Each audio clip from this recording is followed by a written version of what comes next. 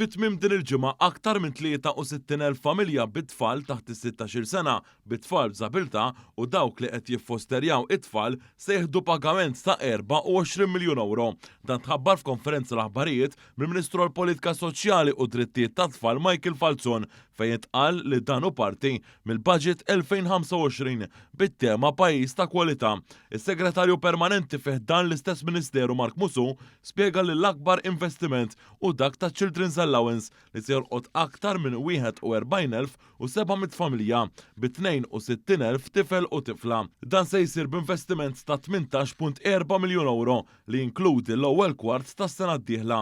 Il-ħlas jiġbor flimkien iċ-Children's Allowance u anka is-suppliment għal kull wil ġdid. Ġie spjegat li l-ammont ta' ħlas ta' Children's Allowance u ta' 450 euro għal kull wild. B'dawk il-familji li jaqilgħu l-inqas il-ħlas ivarja skont l-ammont ta' dħul. Dwar is-suppliment ta' tfal Musu qal li dan żdied 250 euro fis-sena għal kull wild biex tul din il-leġislatura diġà żdied b'590 euro meta il-wieda kienet li jiżdied b'450 euro sal-2027. Dan l-investiment li se jitħallas fit-tmiem il-ġimgħa jinkludi wkoll żieda fl-allowance għal fostering u l-allowance għal tfal b'żabilità.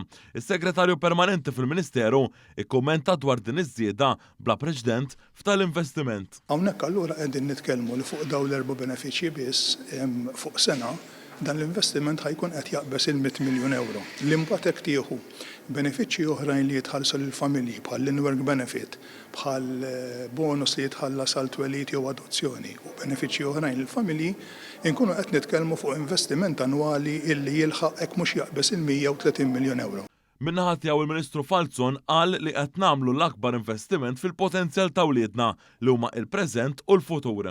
Forsi hawnhekk l-enfasi hija fuq l-investimenti li jgħodu l-tfal biex hawn iktar importanti milli ninvestu fit-tfal tagħna illi ntuhom kull opportunità li jieħu l-potenzjal tagħhom. Dan huwa gvern illi mhux biss jipproponi imma li jwettaq dak kollu li jwietu l-iktar li newtqu bil-qalb naħseb huwa l-qasam soċjali. Hawnhekk u qal lill-Ministeru li jmexxiju u li għandu l-akbar investiment fil-poplu wettaq kull miżura tal-budget għal din is-sena.